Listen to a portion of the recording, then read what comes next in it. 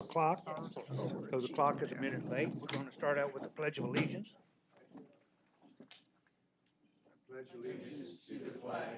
Of the United States of America and to the republic for which it stands, one nation, under God, indivisible, with liberty and justice for all.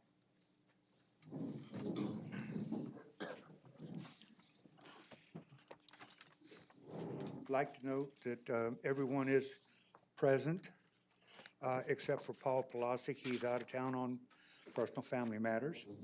So I'm sitting in his stead as Mayor Pro Tem. I'd like to welcome everybody to this meeting. First off, we're going to have a portion of this. It's just going to be City Council. And then we'll bring in the Planning Commission, and they will swear in and open their session jointly with us. Let's see. Next would be items from council. Is there anything anyone would like to bring up for future consideration? I have one item on there. Yes, sir. So I was questioning or talking to Mrs. Garrett about structures, signage, property that might have been damaged by Hurricane Harvey, and kind of how we go about the process of making sure this stuff gets cleaned up in a timely manner. It's been over a year now, and what really caught my eye was that nursing home out by Detar North. Grass is overgrown, you can't even see the fire hydrants. The roof has not been repaired. I'm sure that there's some property owners that still may be having insurance problems, but that doesn't, stop them from keeping their place looking clean. So if you could just give us an update on how that process goes, I'd appreciate it. Okay, Mayor, City Council. So initially, I'd like to start off with the slides, kind of explain what we've done, and then we can go into more detail on how we handle those repairs. As a first priority, after the initial rush of the storm, code enforcement and building inspections combined forces to do damage assessment at the beginning of the year. Right there. Code enforcement identified 42 structures for demolition, 102 structures with property maintenance violations. Building inspections inspected 20 apartment complexes, mainly for property maintenance issues.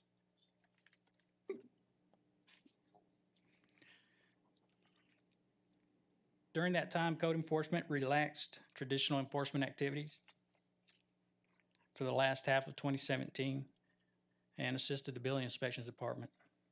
Screening fence damage assessments and enforcement took place. We worked approximately 53 downed screening fences. Also, we did assessments for damaged signs, which worked approximately 48 damaged signs across town. At that time, one code enforcement officer was temporarily reassigned to building inspections and trained to do re-roof inspections. And I believe we had one public works staff also to help us do some of those inspections.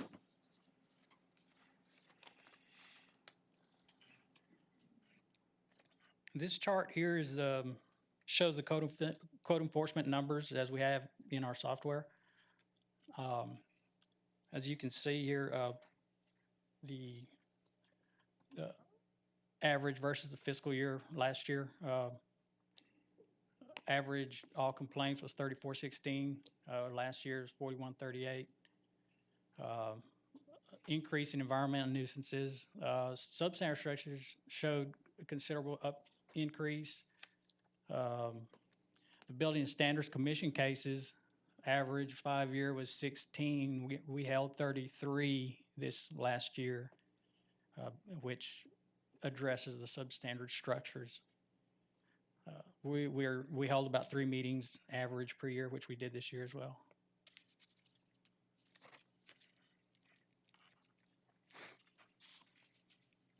Our current priorities of the code enforcement office is to work substandard structures that need to be demolished. So we're taking the worst of the worst right now. We're trying to control those for now. The ones that need to be demolished, and we hold building standards commission meetings and try to take a minimum of about 20 structures per meeting. Although with the rainy season, which we just seems like we're still in, there's a high volume of high weed and grass complaints. By now, we typically see it tapering off, but hopefully we can start work on that caseload here and get caught up with that. We're also using municipal court for repeat violators. It's a kind of a long-term goal to be more efficient for deterring the repeat violators. It takes a little more time to do that, but we see some small successes from that, and I think it's gonna get better, and we'll start seeing quite a bit more compliance.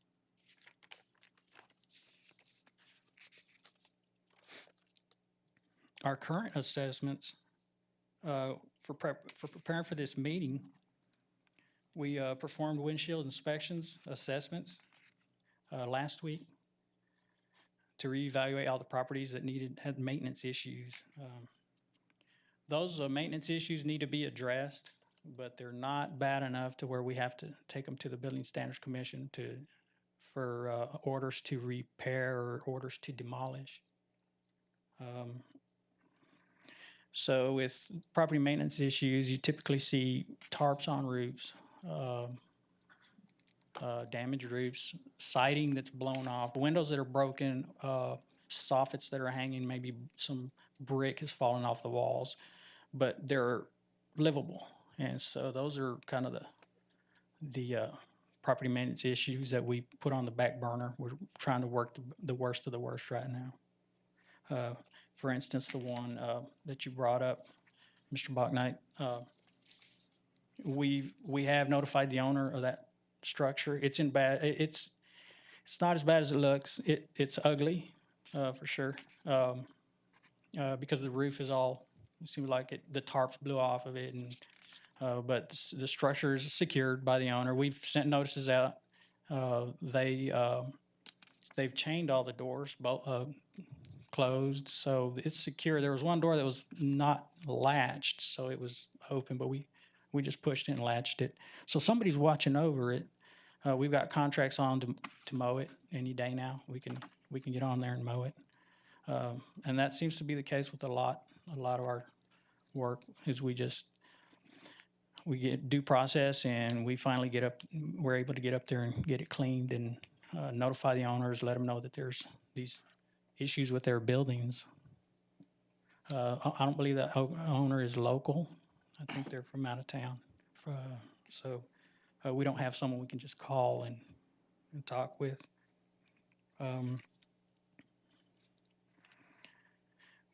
We're not pursuing these cases, the property maintenance issues.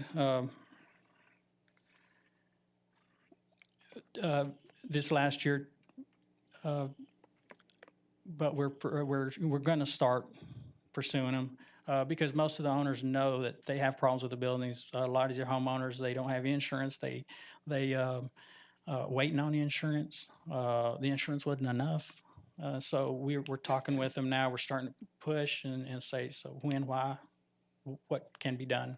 So we're starting to push on that a little bit harder. Code enforcement focuses strictly on residential stuff, and the building inspectors focus on the main big commercial structures.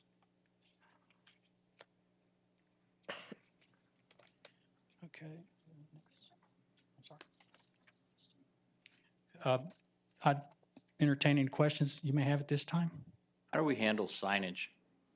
Signage?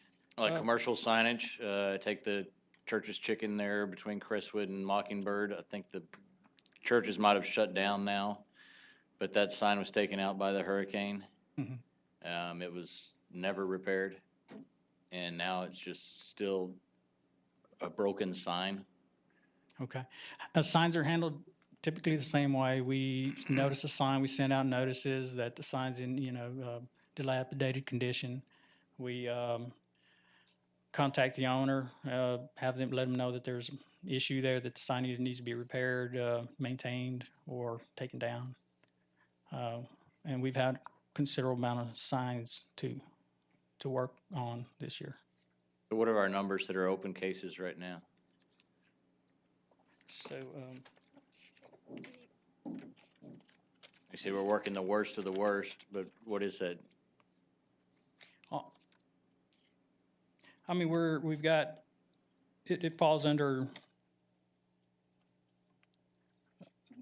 substandard structures, but So we didn't actually, if you don't mind me stepping in, we didn't pull the numbers of how many open cases we have. We just pulled the total number of cases that we have been working on, but we can pull that information and get it to you. And what's the average, like, timeline? What's our plan to get these things closed? Because it sounds like we have quite a few that are open if we can't address all the open ones. And you're saying we're only addressing the worst of the worst, but we have a whole host that are open. It doesn't mean that the clock should stop ticking Right, on so, getting things fixed. And we want to be compassionate that they did get damaged and they may have issues with insurance or some extenuating circumstance. But what's our goal?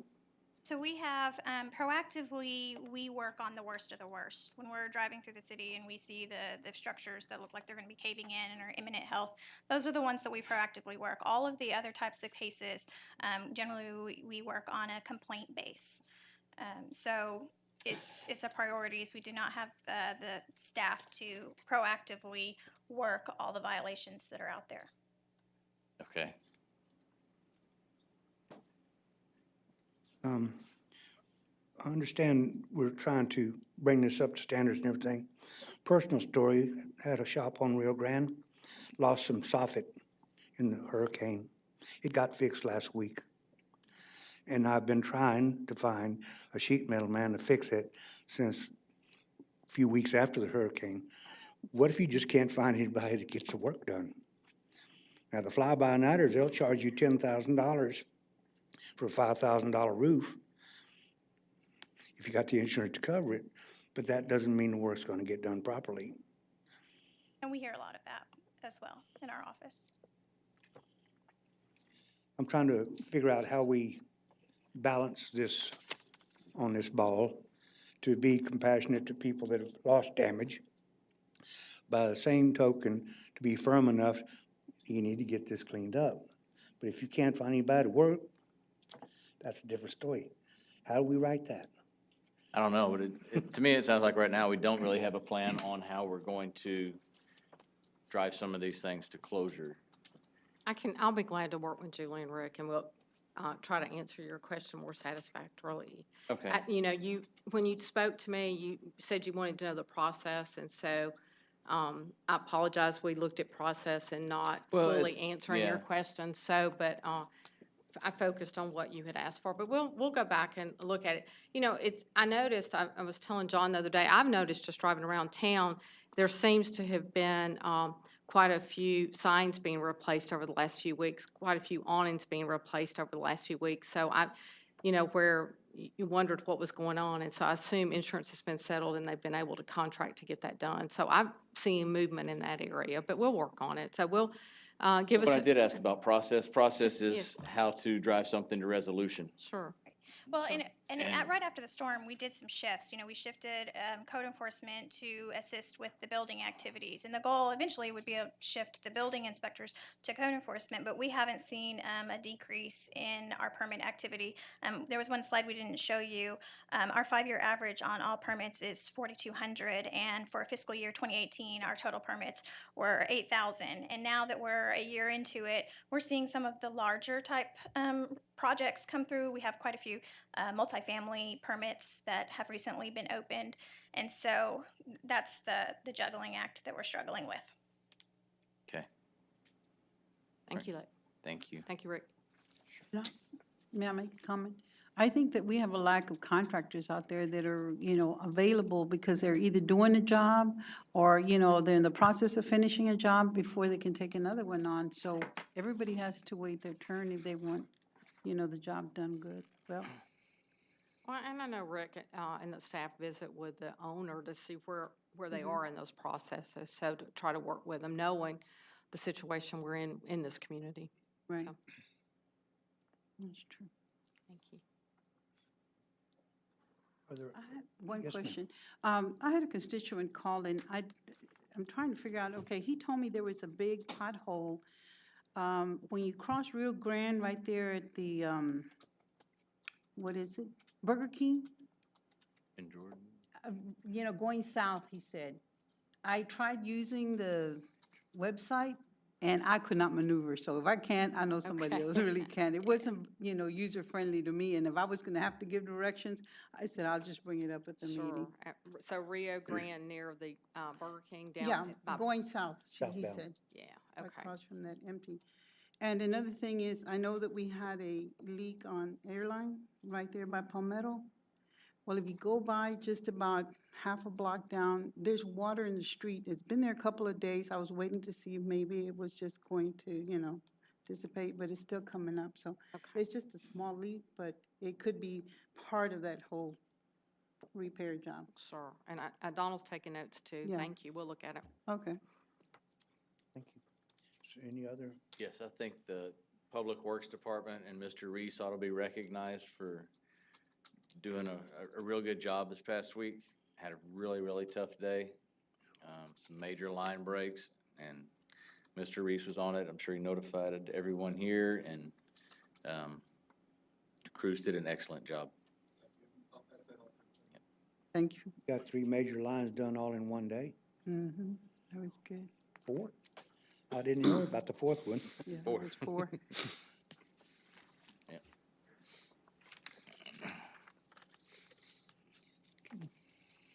Anyone else have anything? Okay, I believe we're going to pull item E1. And it seems that we were going to award this contract. And the deeper we got into the looking at it, we may not be able to apply. Perhaps, Thomas, could you help me with this? I sure can, but John's the real expert on this, and I'm sure he'd be Okay. happy to give it an Do update. you, Very do you good. want to go back and open for citizens' communications? My mistake. Oh, no, that's okay. A procedural error on my part. I was supposed to open this up to citizen communication. Anyone want to address the council or can do so at this time. We would request that you keep your comments to 5 minutes or less, just so that, out of courtesy to other people here. Is there anyone who would like to address the council at this time? Seeing none, hearing none, we're back on track. Thank you. John, can you help me here on this?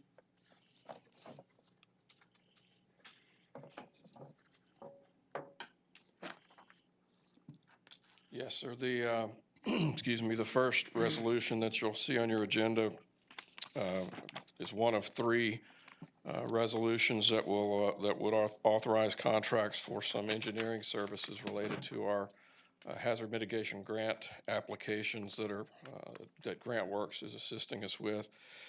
And in the process of preparing those contracts, some preliminary work was being done in the background by GrantWorks and their subcontractor and by city staff.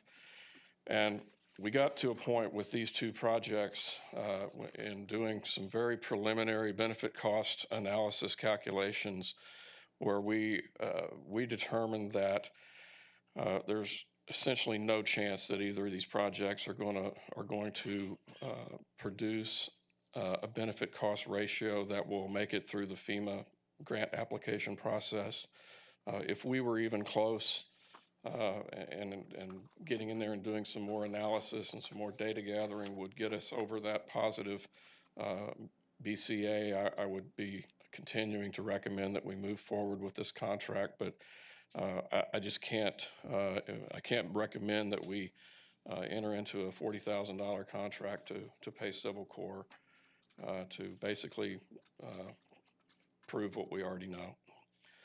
So it's my recommendation that we not move forward with those two projects with the FEMA grant program, and that we not take action on item E1 tonight.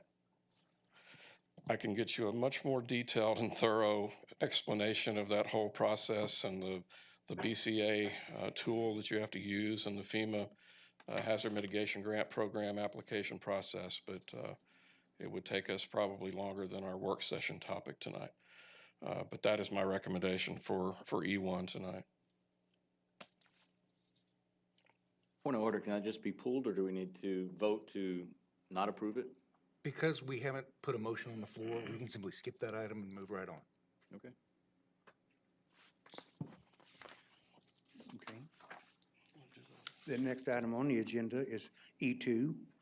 It's a resolution authorizing the city manager to execute professional services agreement with John D. Mercer and Associates to provide pre-award and post-award engineering services for the development of applications for funding through the FEMA Hazard Mitigation Grant Program in the amount not to exceed $117,000 and declaring an effective date. Mr. Halpaska, if you don't mind, I'd like to go back to the conversation we had about the generators first before council votes on this, if that's okay. At the last meeting, we discussed moving forward with the Power Secure concept where they would actually, we would move forward on our dollar, the city's dollars, for the three generators at the surface water treatment plant, the wastewater treatment plant, and the pumping plant at Pumping Plant 3 on Airline. We would do that instead of seeking mitigation money because we do not believe we're going to have the money in time to put generators in place by next hurricane season. And so you may remember at the last council meeting, I asked you to consider whether you want to take the risk and not having generators in place and waiting on the money, or we move forward with doing it ourselves through Power Secure. And so this resolution is set up for 2 generators, and we would move forward with the 3 on our money. Or, you know, if you want to take the time and do mitigation money for all 5, we just need to amend this. But Donald's here to answer any questions. With this Power Secure, those numbers we got from Power Secure were probably close to a year ago. So if council likes the concept of us moving forward with those 3, then what we would do, we'd get back with Power Secure, firm up the numbers, and relook at those numbers and bring them back to council. On Power Secure, that was a 15-year, is it a lease? It's where they would turnkey, they would they would take care of the generators and all the site work, and it was a 15-year lease, and then we would take care of maintenance during that time period. Okay, because I also read that they were going to get some sort of revenue. Where They're is that coming from? Planning on generating back to ERCOT, so there would be some revenue with that. To us or to them? To ERCOT. It depends on how, Where's Gilbert? yeah, depends on, Gilbert can help me out with this, but it depends on how we go about it. You know, as Charmel mentioned, right now, we're looking for some direction from y'all on to go to FEMA or go to Power Secure. And if you direct us toward Power Secure, what we'd like to do is get back with our local representative, have him rerun the numbers and get us some more up-to-date numbers. And at that time, Gilbert can run his analysis and determine if the 15-year lease back is the most appropriate, or if we should just buy those outright and then go through their electrical brokerage to come back and we'd receive those payments from ERCOT. There's several different options we could look at, and we would just bring back the one that we think is the most beneficial to the city. Well, I did a few numbers, and it looks like it's going to be twice the cost if we were just to lease them compared to us running them. And so I don't know which way would be more beneficial, because that threw a loop into it where they receive annual revenue generated by taking those facilities out of the electrical grid. So if that's going to be a cost to us, we have to incorporate it into that Absolutely. original, what, $1.3 million? Right, it'd be costly. Okay. And that's part of the analysis we need to do. It's really that concept, do you want us to move forward with getting the generators and not waiting on hazardous mitigation money and taking a chance that we've got another hurricane season without generators in place? And that's just for the 3 generators? Yes, And then ma'am. we would go to J&D or John D. Mercer for the other 2, for the police department Police and the Department, community center? Center, and still try to get grant money for those 2. Yes, ma'am. Okay, so what you're asking right now is first to decide if we're gonna stick with the 3 generators through Power Secure, and then the other 2 through the grant Yes, for the police department. the hazardous mitigation money. Okay. It's, like I explained last time, it's that risk. Are we willing to take the risk and not have the generators in place by the hurricane season? Or do you, at which we would, at the time, if we end up in hurricane season and we And not don't have have the generators in place, we would do like we have a contract right now for rental units, and we'd have them in place during, if we end up in that cone of uncertainty during the hurricane. Okay. And the rental that we have with Ascot or Ashbred, yes, ma'am. Okay, that's, this is a better deal than that, right? Well, that's just a rental to come in Right. during that specific time period that we would need it, so. I just wanted clarification Oh, on that. absolutely. Okay. Yes, ma'am. I read your email. Thank you.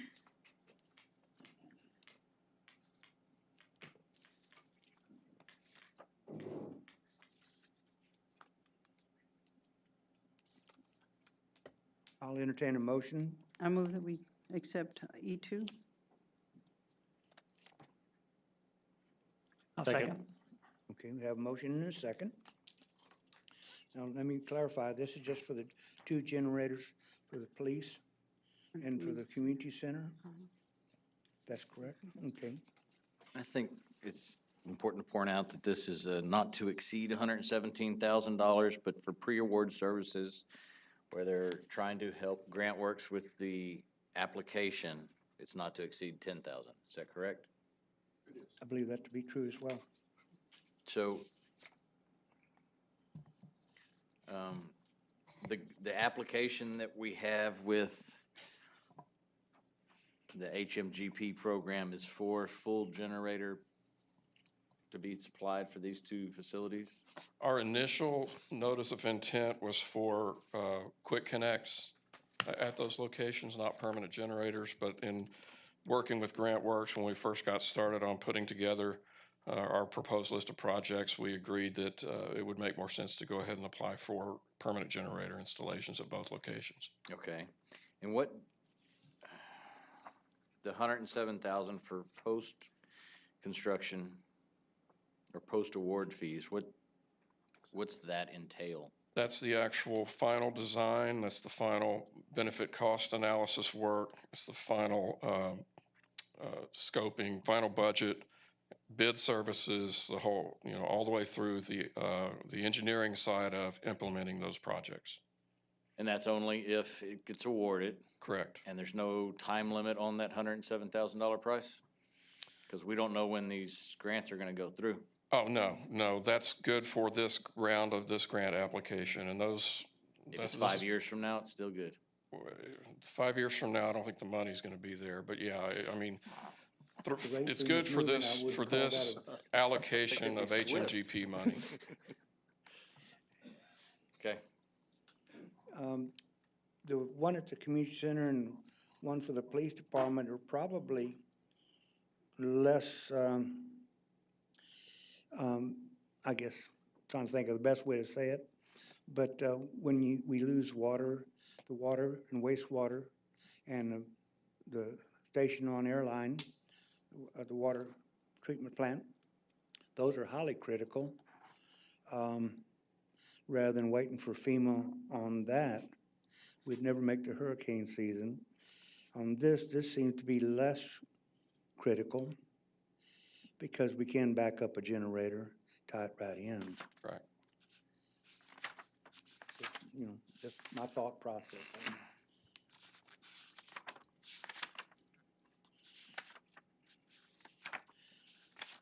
Well, what's the pleasure of the council? I was Call gonna say, for I the think vote. that might have been staff's thought process too. I'm sorry? I said, I think that might have been staff's thought process also as to why they made that recommendation.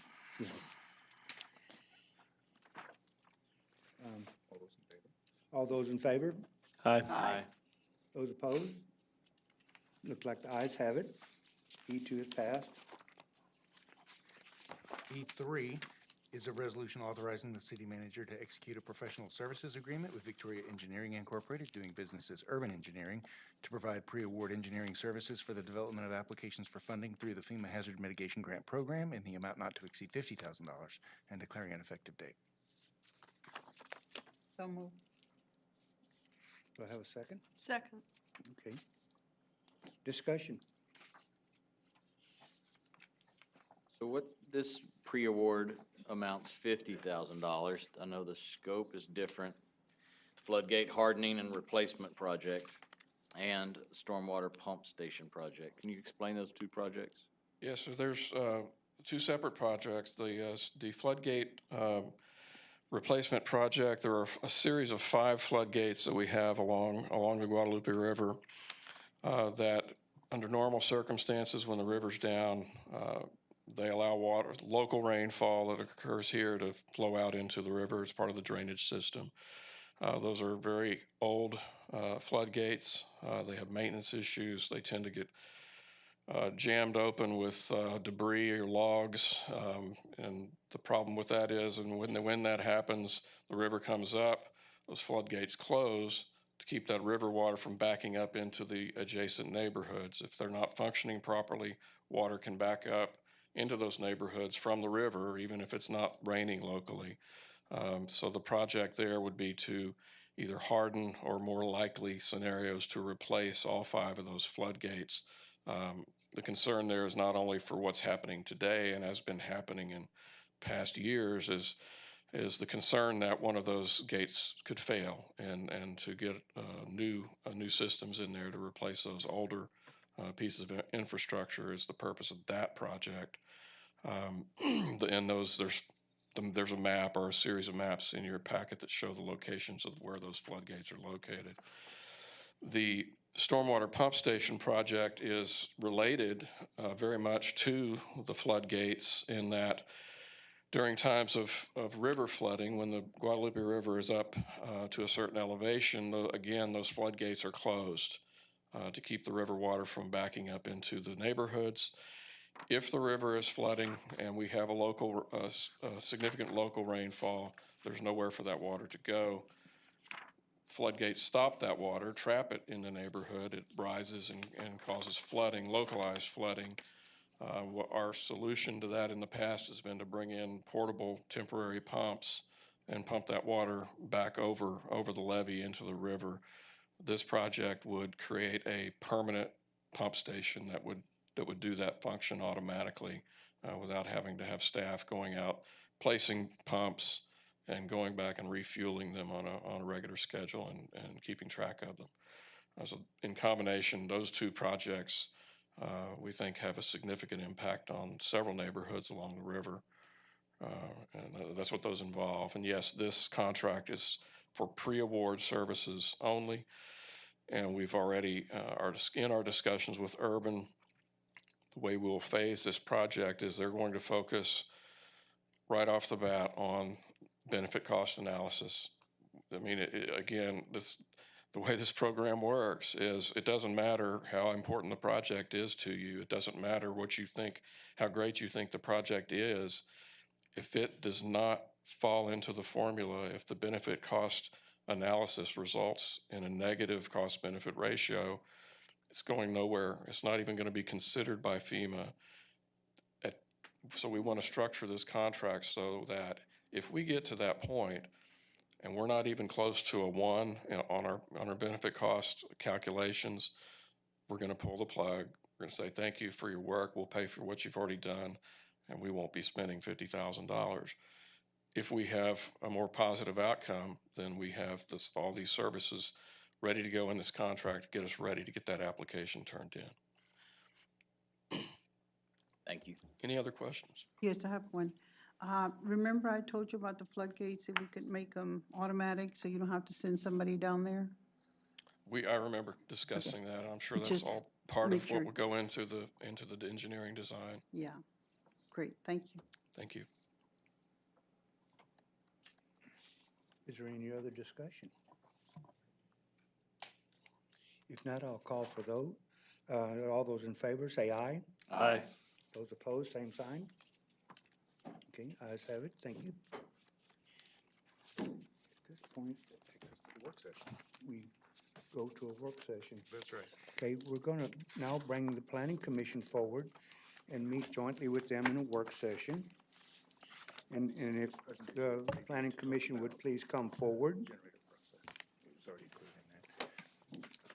So the city council is not going to recess at this point in time. They're still in session.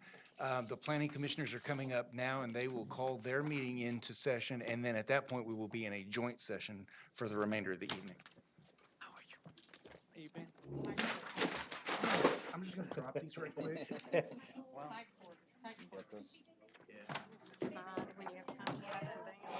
Do we have a? Brian Andrew. I don't. Oh, Josie has one. What do you look at? Good. Yeah, let's see what's playing on the float. Right or left, it doesn't matter. There's an empty chair. And that's your water. I have a brain like I sure will. Did you get those signed? Yes, I did. Thank you so much. You can sit, yeah, I'll sit over Okay, How are you doing this evening? Very good. I checked the obituary and they confirmed my picture.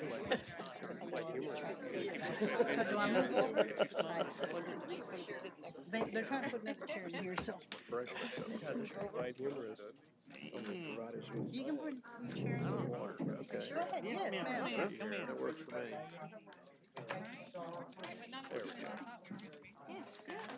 Excuse me. It's so much fun to watch the wheels of government grind along. I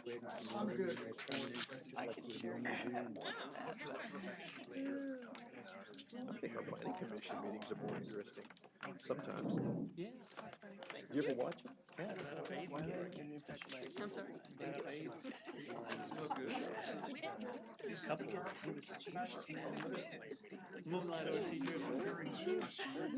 You ever mention some of my questions and comments? Yeah. Have the cameras on you so you're quiet. Seeing a quorum of the Planning Commission here, I'd like to call the meeting of the Victoria County Planning Commission to order. It's critical. All right, do that again. Go ahead. Let me start out with, let's Charlie Mel Okay, address. it's odd standing here, it's been several years, but anyway, so, I wanted to, the main program tonight is Thomas and Julie, and then your questions, but I wanted to kind of set the stage with why we're here tonight, and why the UDC, the Unified Development Code. And so I'm gonna take you back, most of council will remember this, except for Ricky, but in April of 2016, we adopted the comprehensive plan for 3035. And part of that comprehensive plan discussed under the chapter for land use development, the need to look at doing a unified development code. And I want to read just a couple of statements that it talks about in the Unified Development Code. So for those of you that have your comprehensive plan, you can go back and find this later. But it talks about the need to make a more user-friendly development regulation and entitle it Land and the Site Development Ordinance, Unified Land and Site Development Ordinance.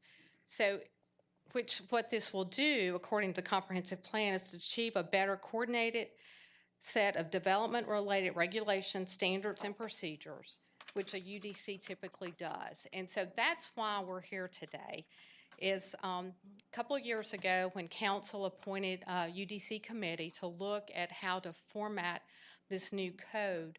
The committee started working a couple of years ago. We had a few setbacks. The director from Development Services, Jared Mayfield, left. And then a few months later, Julie took over, which slowed the process down. Then Thomas and Julie had to study the codes and the legislature that enabled us to do these types of work. And so then we had Harvey, which set us back a little bit farther. So we're a little behind times on where we would like to be, but we are here tonight. And part of the reason you're here tonight for both is Julie and Thomas need guidance. And that guidance is in the format of what enabling legislature we will use to develop this Unified Development Code. The state gives us legislature that allows us to do stuff. And so they will talk about Chapter 211 and 212 tonight, and I'm not going to get into that.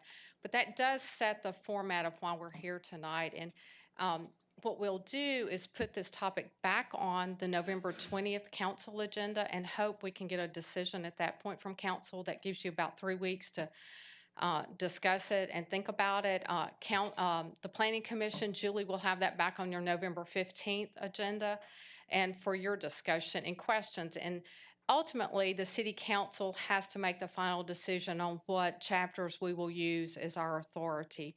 But Planning Commission, it's very important for you to help ask questions and let us know what you're thinking about the direction that we're going, so council can hear your thoughts and inputs, and we can as staff too. So I know you're crowded up there, and I appreciate it, but the mayor felt it was very important to have this on the television channel so the public could hear what was going on, because this is a critical part in our further development for those development codes. So I'm going to turn it over, I think, to Thomas. So.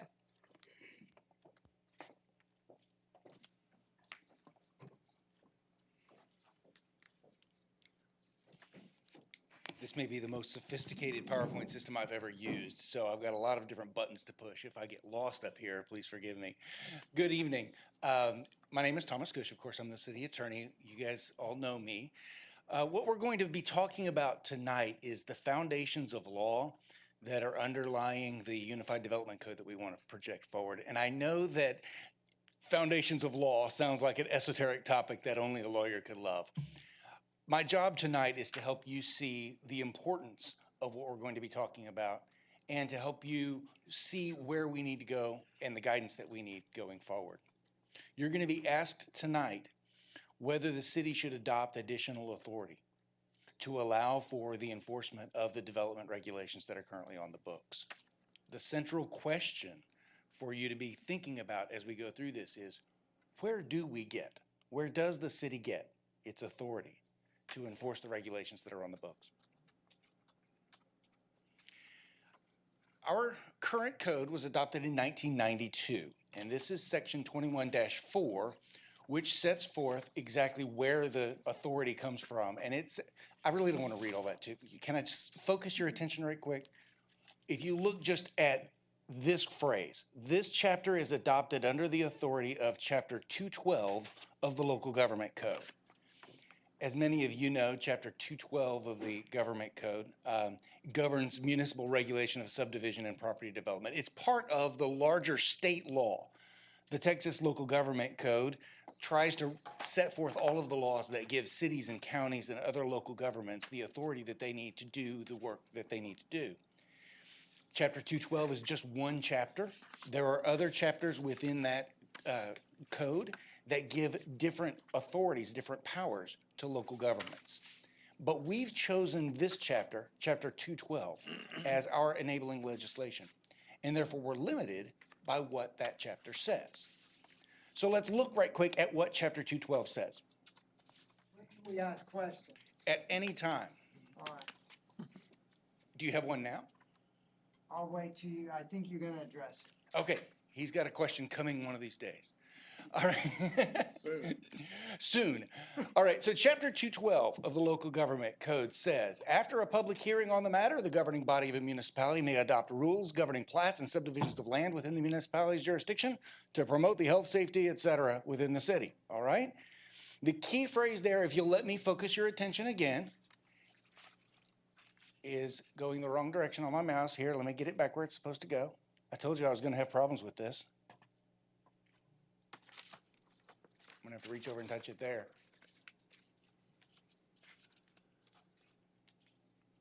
There we go. Chapter 212 says a municipality may adopt rules governing plats and subdivisions of land. The authority that we have adopted says that we're going to regulate development in our community by adopting rules governing plats and subdivisions of land. And so what we really are is limited to just up or down, yes or no, approving or rejecting a plat based on whether or not it complies with the rules we've adopted. And those of you on Planning Commission know that's a big part of your job. A plat comes in and you look at the plat and approve it or deny it based on whether or not it complies with the rules that the city has adopted. There are actually two different kinds of plats set out in Chapter 212. That may be a surprise to some of you. Subdivision plats, which you're used to seeing, occur whenever the owner of a tract of land wants to divide that into two separate parcels. And then they have to file a subdivision plat and that gets approved. There are also plats called development plats that are set out in 212-045. And those apply whenever a person wants to develop on an existing tract of land within the city. Now, the reason that some of you haven't seen that before is because that section of code, development plats, subchapter B of 212, has to be officially formally adopted by the city in order for those development plats to apply within the city. And the city of Victoria never adopted development plats. And so that is something that is in state law, but is not here in the city of Victoria. That's going to be a recurring theme I'm going to come back to, and so I wanted to put it out here in front, right up front. Now, let me talk about a couple of hypotheticals right quick to kind of show you how the system is designed to work and what some of the limitations are within the system, if you don't mind. I'm going to put a drawing up here, and I apologize right up front for the low quality of the drawing. Please don't hold that against GIS. I didn't ask Adrian to help me, put a drawing up there. This is lawyer art, okay? So at the bottom, you have a city street, and across the top, you have 4 parcels that are fronting on that city street. They are owned by Steve Rogers, Stark Enterprises, Natasha Romanoff, and Carol Danvers. And of course, Stark Enterprises has the largest tract on the street, right? If Stark wants to subdivide that property, this is hypothetical number 1, how does that happen? How do we regulate that? Well, what Stark needs to do is to file a subdivision plat, right? And the subdivision plat has to set out the boundaries and it has to comply with all of the rules and regulations the city has adopted. And then Planning Commission gets to approve or deny that plat based on whether it complies with the rules. Pretty straightforward, right? Okay, hypothetical number 2. What if Stark doesn't want to subdivide that property, but instead actually has a small warehouse in the middle of that property? We know from our regulations that if the Rogers property and the Romanoff properties are residential, then this non-residential use has to be separated from those properties by a screening fence, right? Here's the hypothetical. What happens 5 years later when the fence blows down? How do we regulate that? There's no plat at that time, so there's no opportunity for the Planning Commission to vote up or down on a plat. In order to enforce that fence, that screening fence regulation, like we're doing now in the wake of Harvey, we have to find other authority on which to rely. That may be a general police power authority. That might be public nuisance if there's trash and junk on the property. There are other ways that we can try to enforce that screening fence regulation, but it gets complicated. All right, hypothetical number 3. What if Stark takes that warehouse and divides it into retail spaces? You know, retail spaces, shops take more parking than a warehouse does, right? How do we require Stark to build the parking lot out front? Under state law, that would be a development plat. He's developing this property further, so he would be required to file a plat, and Planning Commission gets to vote up or down. We haven't adopted development plats yet. So within the city of Victoria, our system would require that to be a site plan. And we use site plans very similar to development plats. Whenever someone seeks to improve their property, they file a site plan and it gets reviewed and approved or rejected based on whether it complies with our rules. It sounds very similar to a site plan. Here's the kicker. Site plans aren't in Chapter 212 either. And so if we want to enforce the site plan, we're in the same boat we were with the fence regulation. We've got to find another way to go about enforcing that regulation. All right, and we can do that, but again, it gets complicated. Now, these 3 hypotheticals I chose very intentionally to illustrate the extent and limitations on the city's authority regulating development under the current code. There are 3 ways that we get to regulate development. First, whenever a property is subdivided or platted.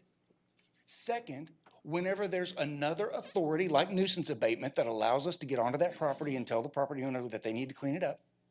Or third, when there is a change in use that requires a site plan or a development plat. All right? Now, you might already be thinking, why don't we just go back and adopt subchapter B and we can do these development plats and kind of shore up our authority. If you're already thinking that way, you're already thinking the way I want you to think. How can we make sure that we tighten this ball of string up so that we're actually doing this in a way that comports with state law? Excuse me. Here's the problem with plats.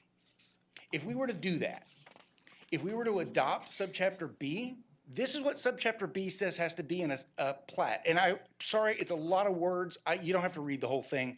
The key is a development plat must be prepared by a registered professional land surveyor as a boundary survey. Every time we would have a development in town, the developer would have to hire a surveyor to survey the property and prepare that plat. We currently do not require that. And so you would be increasing the amount of regulation on any new development. Oh, and by the way, even if you did that, it still wouldn't address the blown down fence issue, would it? Because you still don't have a plat. In response to that complicated development situation, scheme, if you want to call it, in state law, Development Services has developed a set of exceptions and interpretations to try to ease the development burden on citizens. And as a result of all of that, what they require is that replats, redevelopment, do not require, or excuse me, they're not enforced, they're not required for each change in use. So when Stark changed from the warehouse to the retail space, he would not, under our current law, be required to go out and get a formal plat. He could do that simply by submitting a site plan. And our site plans don't require surveys. So sometimes you'll see developers, I've been told, use drafters to establish those site plans, or they may draw them out themselves. I don't know what all happens, but we don't require them to go through the formal process. And as a result, we believe our process is more streamlined currently than state law would be if we were to adopt subchapter B. We don't want to make it harder. Well, does it meet the state law requirements? Does the current law meet state law requirements?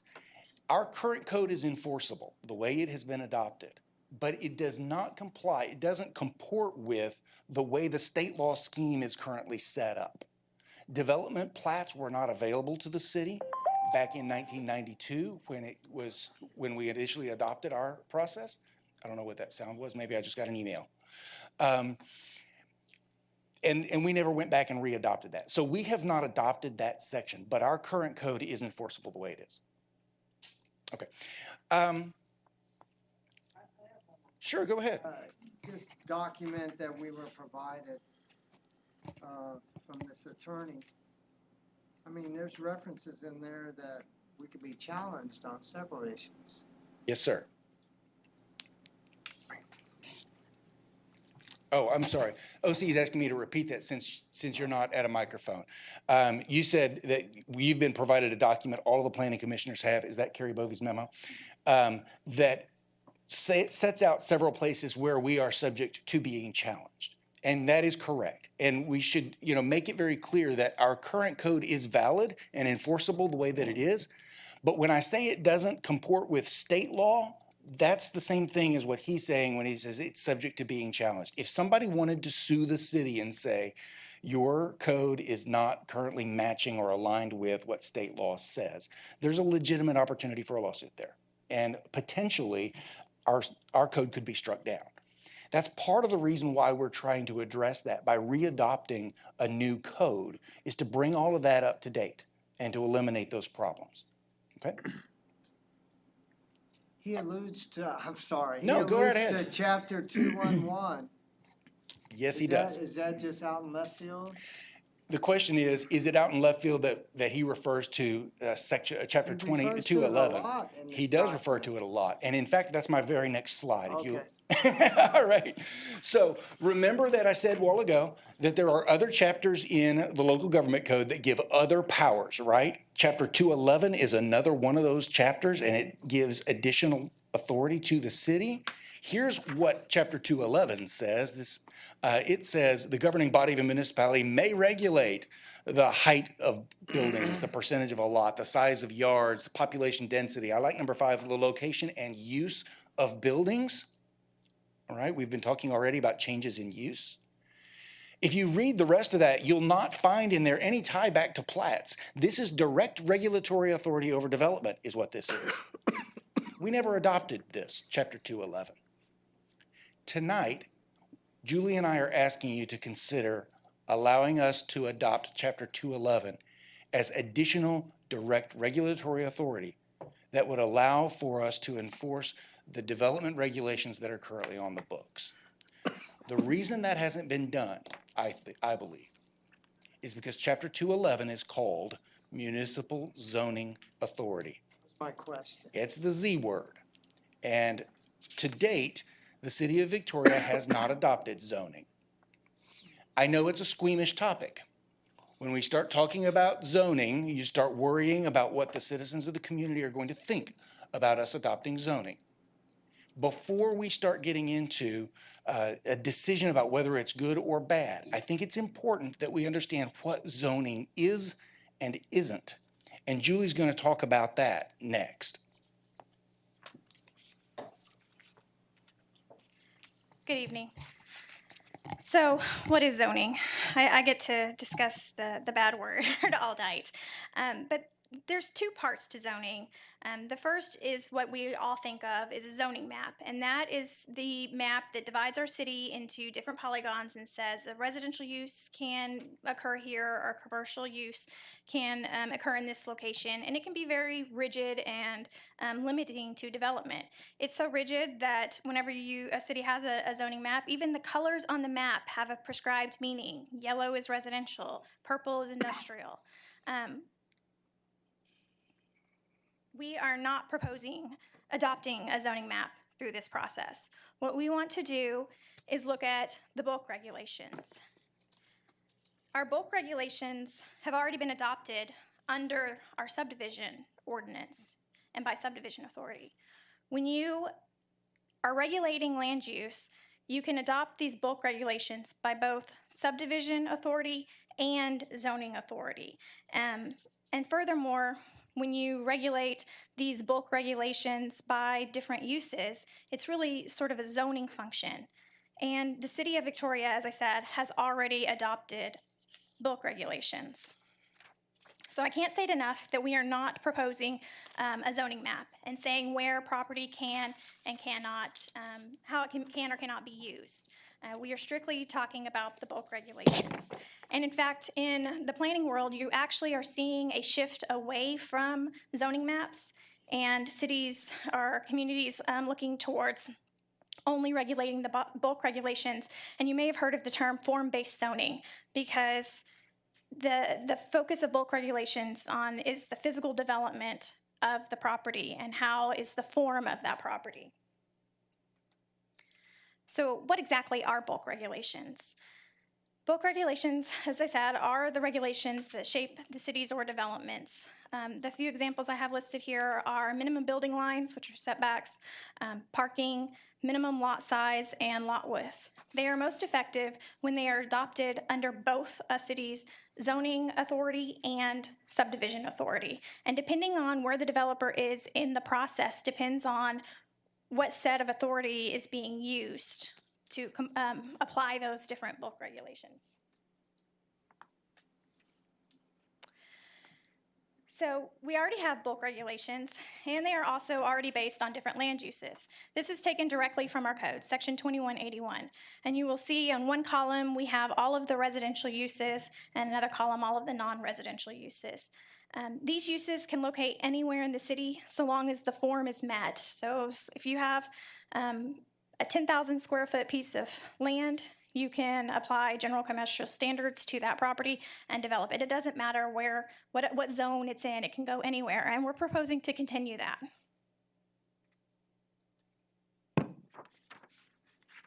So here's an example of how our bulk regulations treat those land uses differently. If you're going to develop a single-family residential property, you have to have a minimum square footage of 6,000 square feet.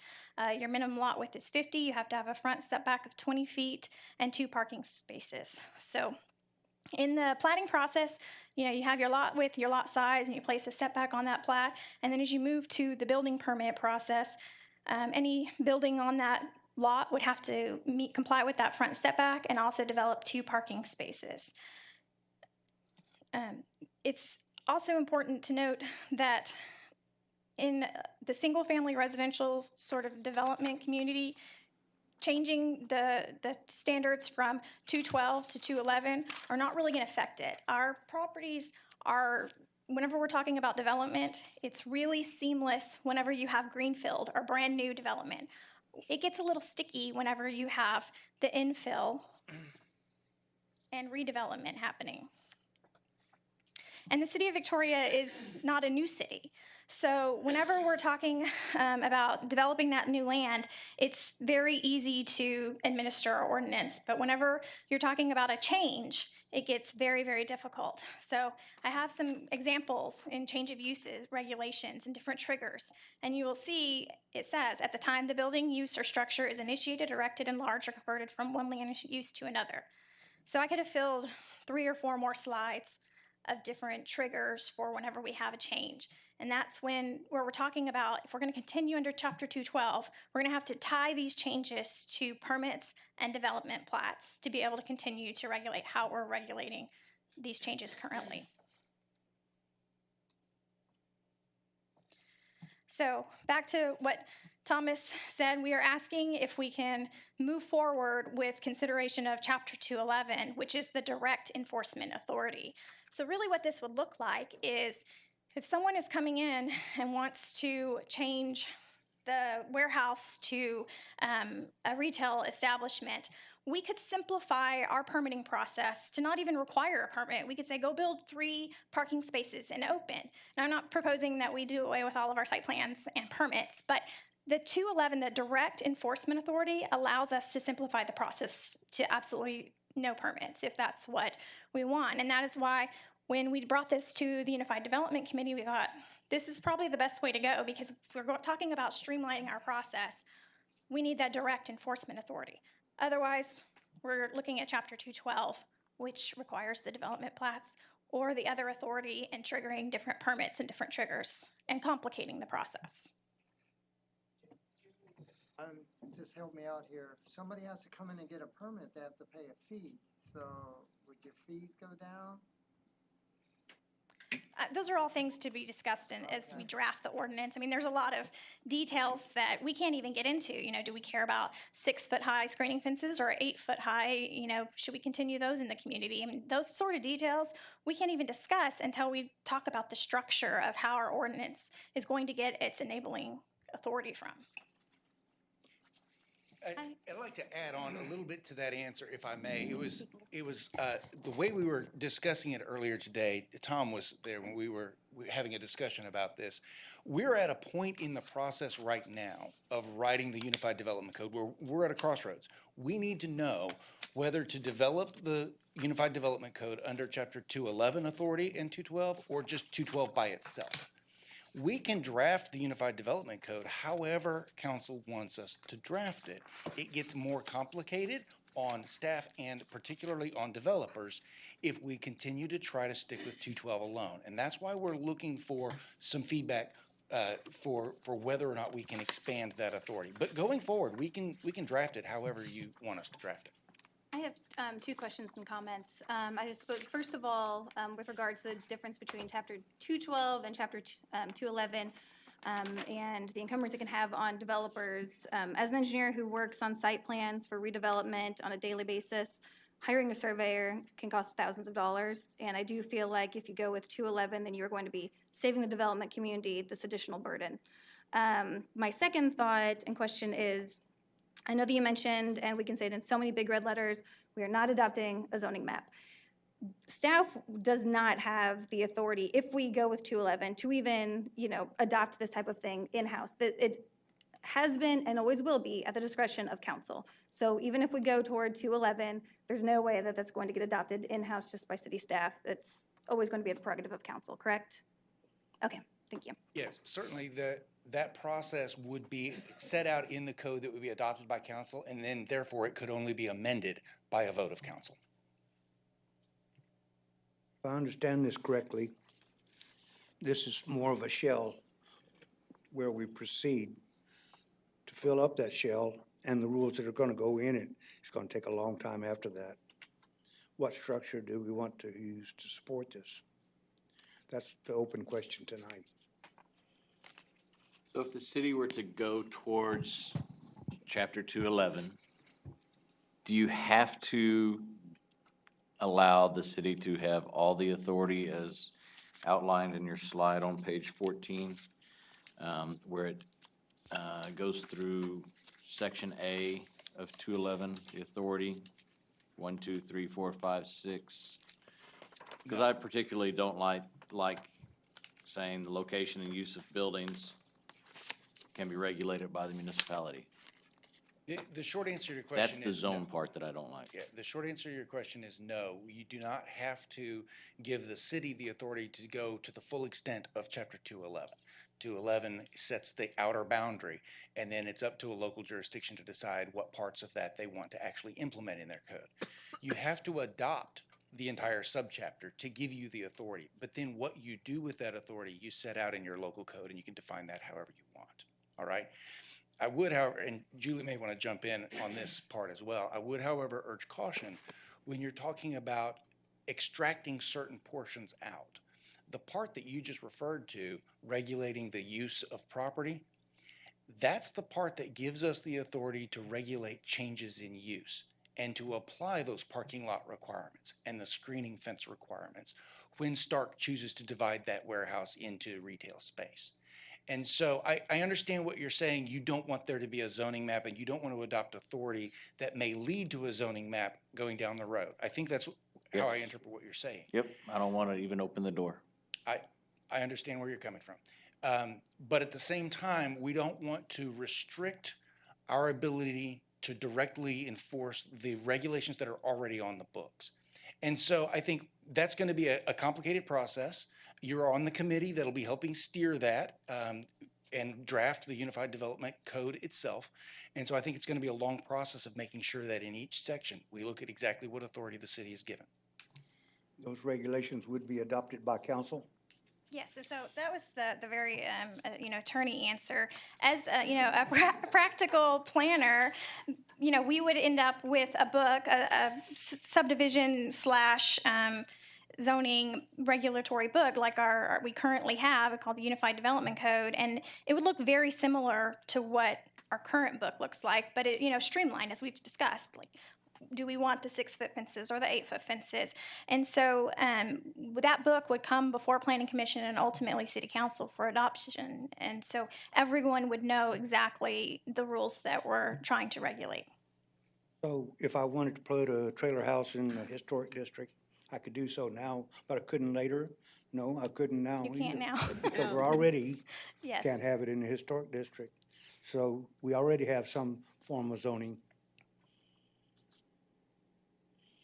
The lawyer has to step forward. The lawyer has to step forward. He just said we already have some sort of zoning. No, we don't have zoning already, all right? We did not adopt chapter 211, But and we cannot have. adopted an But I ordinance think that what says you were trying we to won't say allow is. mobile homes. Restrictions on I think, land use. right, I think what you're trying to say is the type of restrictions that we have are based on zoning concepts, and that is very true.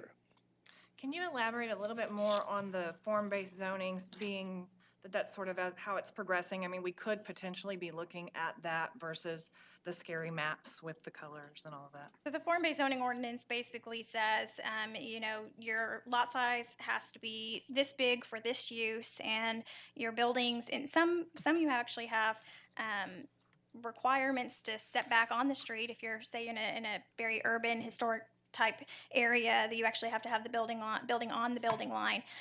In Texas, as I was doing research, you Google form-based zone and you are going to get with more information than you ever wanted. And in Texas, it seems like our cities have not really embraced it completely, and it's being used more to shape special districts. Austin, I think, probably has the most form-based code where they're going away from the map. And it's basically, this is what we want, how we want to shape the community. And it's, do you have enough dirt to put those parking spaces? Is there enough separation between a residential or industrial type use? And it's strictly about how that property is developed and not where that use is happening. So, using Austin as an example of form-based and saying we should go to form-based doesn't sell me on the idea. No, yeah, the form-based codes that they're using it for a lot of their infill development to densify, make the city a lot more dense. But we are looking at our existing bulk regulations. Does sort of sell me a little maybe, and tell me if I'm thinking right, but that it seems like it would be something that could align very well with taking what we have now.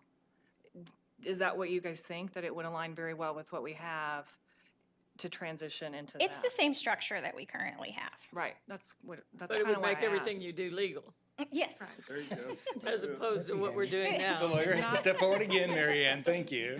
Everything we're doing is currently legal, thank you. Not It would make me feel a lot better. Only because it hasn't been. And that's why it's taken us 2 years to get to this point, and looking at how can we streamline this when you've got the development plat situation hanging out there. There didn't really seem a way to streamline it unless we go to the direct enforcement authority, which allows us to basically, we could cut out all the permits. And I'm not recommending that because we need to, the committee needs to decide how we want to, but we could bundle permits together. The sky's the limit, whereas Chapter 212, we're limited to development plats and establishing other types of permits for the things that we are currently regulating. Julie, do I understand you correctly that you're asking us to either adopt 212B or 211? Are those the choices, or how are you distinguishing between 212 and 211? So we want to keep both 212 and 211, but we want to, by adopting 211, we don't have to worry about 212B, which are the development plats. But we do need to keep 212, the subdivision development requirements. That's where your new, single-family residential, like your Terra Vistas or your Lake Forest, those types of developments work very well under the subdivision authority. And how is this going to work in the designated district? And no, the designated district out in Plaza Benavides. Oh, the proposed design district. Because we're not asking, that authority is not coming from Chapter 211, so if that gets adopted, it would continue to be the same. It really wouldn't. It's not going to add affect more that. fees to the developer out there? It shouldn't, no. Okay. Perhaps one way to answer that question is the decision about 211 or 212 doesn't impact what the fees are. Fees are established separately regardless of what the underlying authority is. We don't need to address the question about fees tonight because it's a completely separate issue. Tonight, we're just looking at what is the authority that will be the foundation underlying the new code.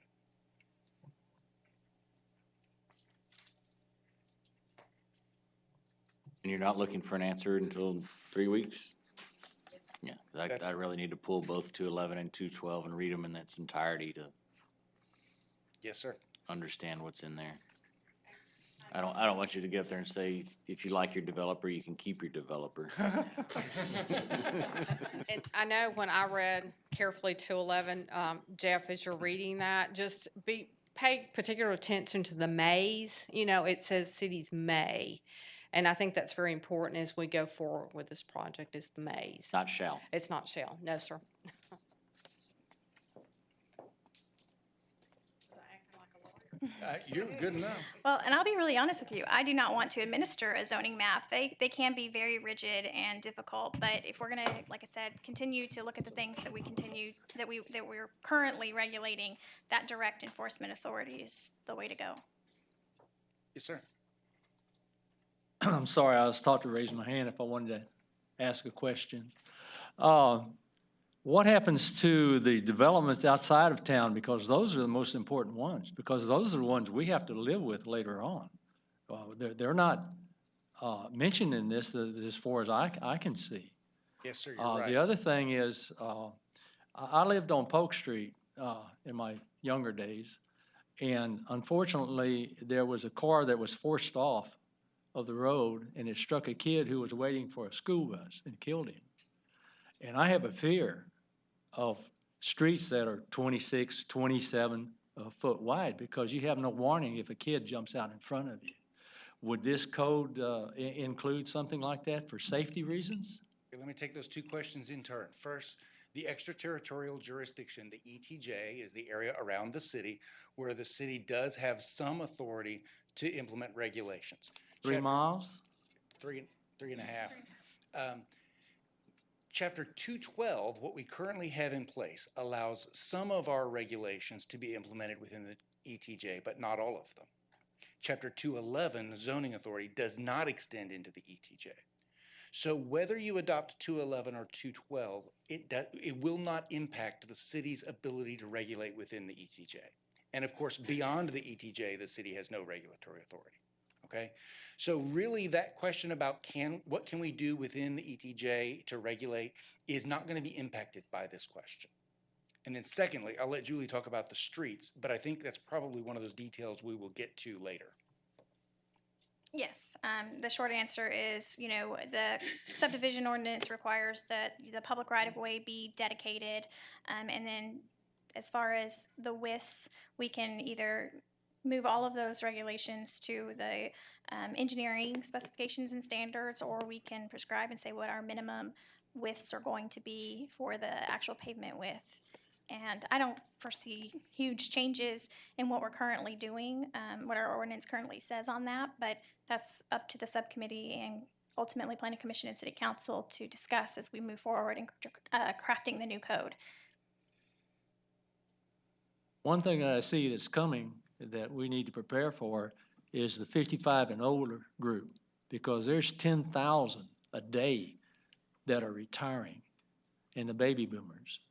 And they're downsizing is what they're doing. And they're going to go into these private type of gated communities and stuff like that. Do we have anything to control that?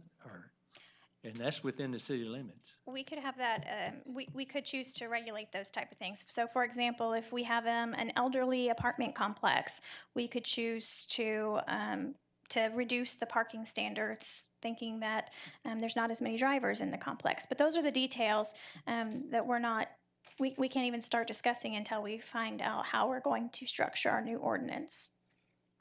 Do you have to have a new ordinance in order to get this, or does it just need to come up to council and let them approve it or not? The answer is we could take those questions up at any time. We absolutely, if there is an issue, Councilman Balknight brought up a sidewalk issue he wants us to go ahead and address rather than waiting for the entire Unified Development Code to be adopted. And council can certainly choose to do that in its own time. However, at the time that we're in the process of developing one unified development code, if it's not an urgent situation, I think it makes sense to incorporate it into that unified code so that all of those pieces work together.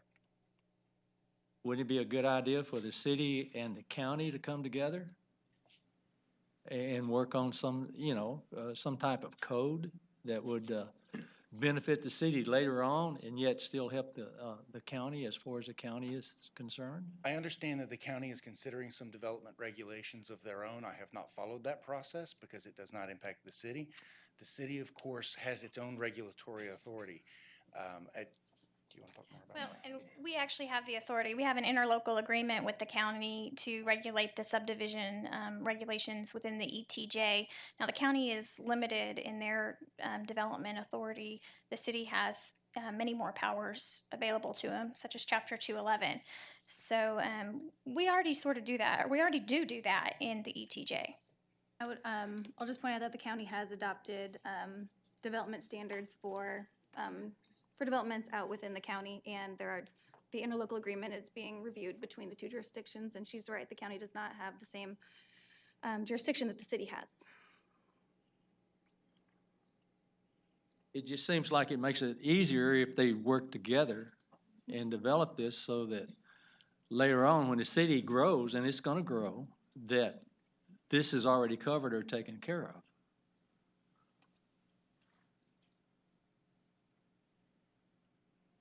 Whatever. It seems like it, but I don't think the law allows it. I think Yeah. that's what they're telling us. We Yeah. have to take. that County to our doesn't have the legislative. authority that the city would. Actually, they don't. We work together as much as we can with the interlocal agreement and the ETJ.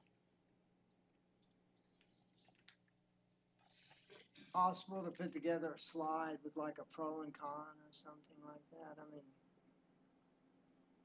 shorten it up. I think you're looking at it. I think that's it, right there.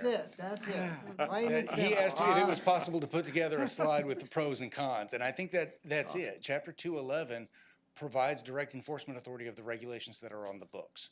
We're not talking about, at this stage, what those regulations are. We're talking about how do you enforce the regulations. And if we stick with Chapter 212, you have a longer series of requirements, hoops you have to jump through, if you'll allow me to call them that. And so it's more complicated to use Chapter 212 than it would be to use Chapter 211. Julie, has the development world, the contractors out there, they solicited or provided any comments or anything? No, this is the first time any of the public is seeing it because we need to have the direction from.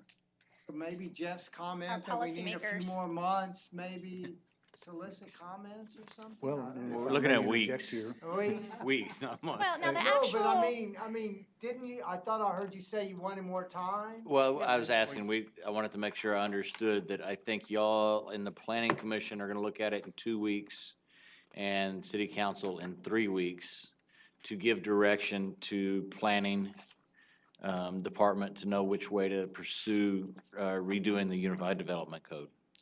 And when we're talking about the actual regulations that we're looking to adopt, after we write this Unified Development Code, there will definitely be a lot of input or opportunities for input from the development community as we go through each section that we write.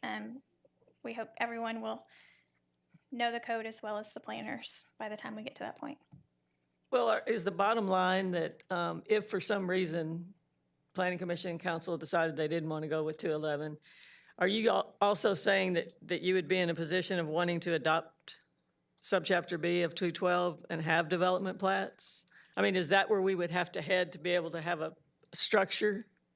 Yeah, I think that's the option that's on the table. If you don't want to adopt zoning authority under Chapter 211, we need some enforcement authority that Right. aligns with state law, and all that's left is Subchapter B. Is Subchapter B, which is a lot more stringent than the flexibility that 211 would allow? That's correct. Does changing the direct enforcement authority require a public hearing? Yes, there's a process set out in the statute for how you adopt the zoning regulations, and that is one of the steps. The opportunity for comment there as well. and that's part of the reason for this meeting in the first place, to have it publicized, televised, open discussion. Y'all have a meeting, we have several meetings, a couple meetings before this comes back up. Let everybody know about this. Let everybody hear about it. Let's get some input. This has some possibilities. Let's play devil's advocate, find out what's wrong with it. I just want to make sure, we're talking about adding something and overlaying it, but not in any way removing the first part that you talked about, the plating authority under 212A. That's correct. We Okay. would still retain the existing authority under 212A. We're asking for additional authority. Thank you. So realistically, we would have the exact same rules that we've adopted in under 211 or 212 also being adopted under 211, depending on which stage the development is. So whenever setbacks, for example, when you're developing the plat, you would put setbacks on. And then under 211, when you're building, the setbacks would then be enforceable without a development plat.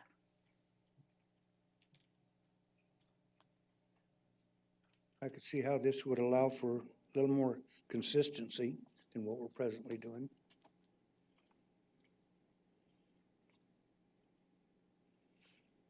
At risk of hurrying things along, it looks like comments are winding down. If there are any other questions or comments at this time, now would be the time for us to take them. Otherwise, it might be time for us to let you digest this a little bit on your own.